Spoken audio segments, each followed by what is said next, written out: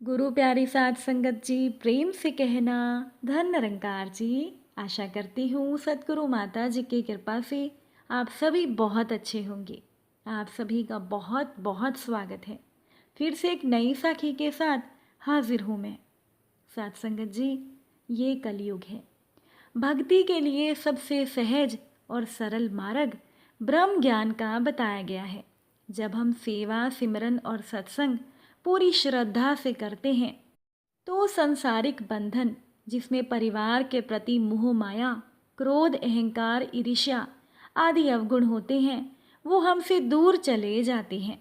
मोह माया का बंधन हमें इस भाव बंधन से निकलने ही नहीं देता। मोह के कारण हम बार बार इसी संसार रूपी भंवर में फंसते चले जाते हैं। चलिए सुनते हैं एक सुंदर सी साखी। साध संगत जी, एक बनिया था। उसका व्यापार काफ़ी जोरों से चल रहा था, लेकिन उसके दिल में साधु संतों के प्रति प्यार की भावना थी।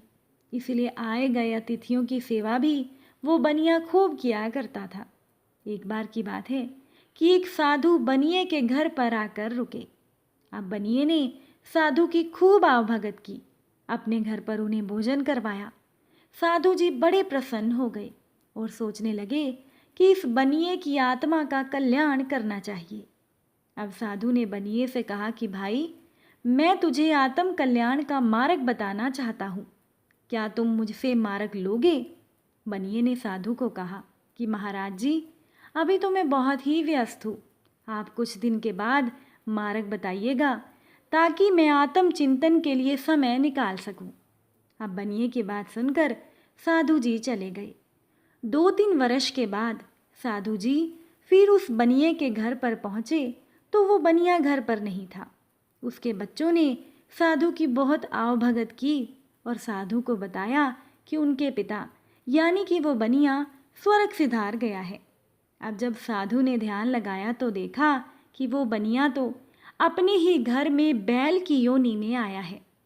अब साधु ने बनिए के बच्चों से पूछा कि क्या तुम्हारे घर पर कोई नया बैल आया है? तब उन्होंने बड़ी ही प्रसन्नता से कहा कि हाँ, और साधु जी को वो बैल दिखाया गया। अब साधु ने बैल के कान में कहा कि देखो, तुम अपने कामों में फंसे रहे, तुमने आत्म कल्याण का मार्ग ही नहीं लिया और तुम्हारी योनि बदल गई। क्या अब तुम अपना आत्म कल्याण चाहते हो? तो बैल कहने लगा कि महाराज, अभी तो मैं खेत जोतने में व्यस्त हूँ, गाड़ी हाँकता हूँ, इसीलिए आप कुछ दिन बाद आइएगा। साधु जी फिर चले गए। कुछ दिनों के बाद साधु फिर से आए और उन्होंने बनिए के बच्चों से पूछा कि तुम्हारा वो बैल कहाँ गया? बनिए के बच्चों ने कहा कि महाराज जी, वो बैल तो मर गया। अब साधु जी ने दोबारा ध्यान लगाया तो उन्हें मालूम हुआ कि वो बैल अपने ही दरवाजे का कुत्ता बनकर आया है। उन्होंने बनिए के बच्चों से कहा कि क्या तुम्हारे यहाँ कोई काला कुत्ता है? तो बनिए के बच्चों ने कहा कि हाँ महाराज, बहुत ही अच्छा कुत्ता है तो छोटा परंतु भौंकता बहुत है। उन्होंने कुत्ते को साधु जी को दिखलाया।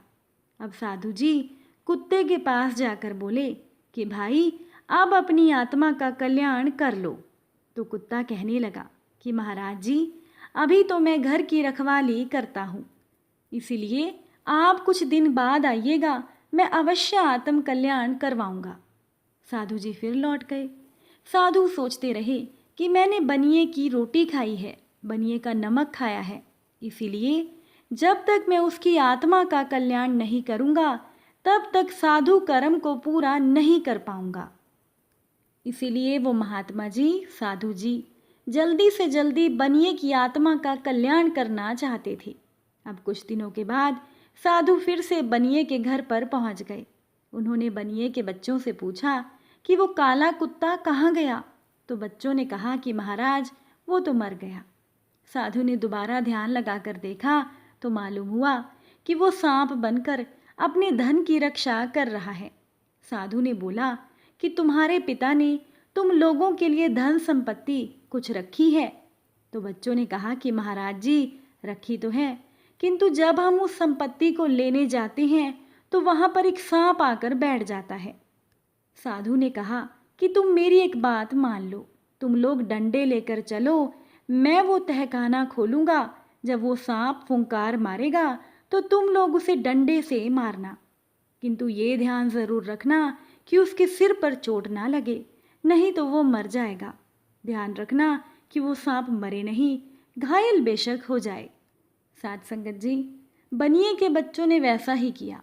जब सांप घायल हो गया तो महात्मा जी ने सांप के कान में कहा कि अब तुम क्या चाहते हो बोलो, जिसकी तुमने रखवाली की वो तुम्हें डंडों से मार कर घायल कर रहे हैं। अब वो सांप दर्द और जख्म से बेचैन था। उसने कहा कि महाराज जी, अब तो मुझे असहनीय दर्द हो रहा है, इसीलिए मेरा आत्म कल्याण कीजिए। तब महात्मा जी ने बनिए की रोटी की कीमत को चुका दिया और बनिए का आत्म कल्याण कर दिया, ताकि उसकी जीवात्मा फिर से 84 योनि में ना भटक सके। साथ संगत जी, संत महापुरुष लाख कृपा करते हैं, कीमती से कीमती ज्ञान की बातें बताते हैं, पर हम उन बातों की वास्तविक कीमत ना जानने के कारण उनका लाभ ही नहीं उठा पाते। एक बार की बात है कि एक राजा शिकार करने जंगल में गया। शिकार के पीछे दौड़ते हुए राजा बहुत दूर निकल गया। सैनिक तो पीछे छूट गए, अंधेरा भी हो गया। अब राजा ने सोचा कि जंगल में रात कैसे बिताऊंगा। ये विचार राजा के मन में आ ही रहा था कि तभी राजा को दूर एक रोशनी दिखाई दी। राजा ने सोचा कि रोशनी है तो ज़रूर कोई मनुष्य भी वहाँ पर होगा। अब राजा रोशनी की तरफ बढ़ने लगा। वहाँ एक टूटी फूटी झोपड़ी में एक गरीब फटे हाल आदमी राजा को मिला।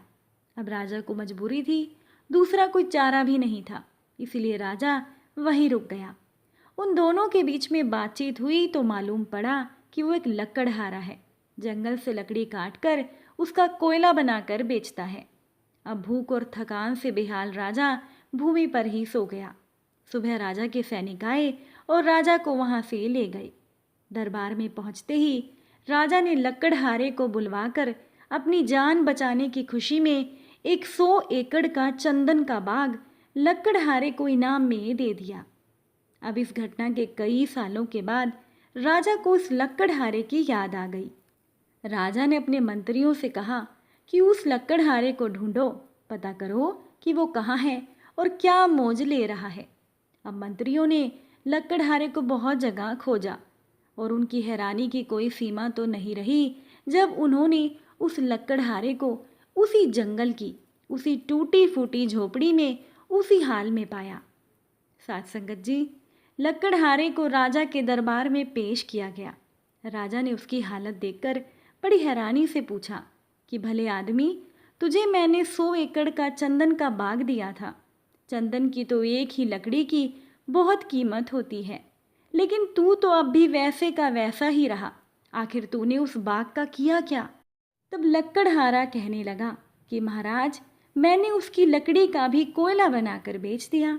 अब राजा ने अपना सिर पीट लिया और कहा कि मूर्ख, चंदन की लकड़ी का भी क्या कोई कोयला बनाता है? साथ संगत जी, हम भी उस लकड़हारे के जैसे ही हैं। हम वैसा वैसा ही करते हैं जैसा जैसा हम अभी तक करते आए हैं।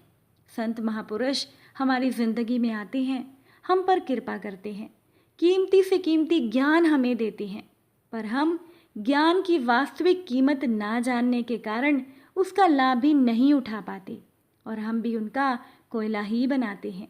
जबकि ज़रूरत तो ये है कि हमें ब्रह्म ज्ञान की कीमत को समझकर उसका लाभ उठाना चाहिए और ईश्वर को, इस निरंकार दातार को पाने का एकमात्र एक यही साधन है। मैं आशा करती हूँ कि आज की साखी आपको पसंद आई होगी। अगर साखी अच्छी लगी हो तो वीडियो को लाइक और शेयर ज़रूर कीजिएगा और अगर कुछ गलती हो गई हो तो बख्श लेना जी। प्यार से कहिए धन निरंकार।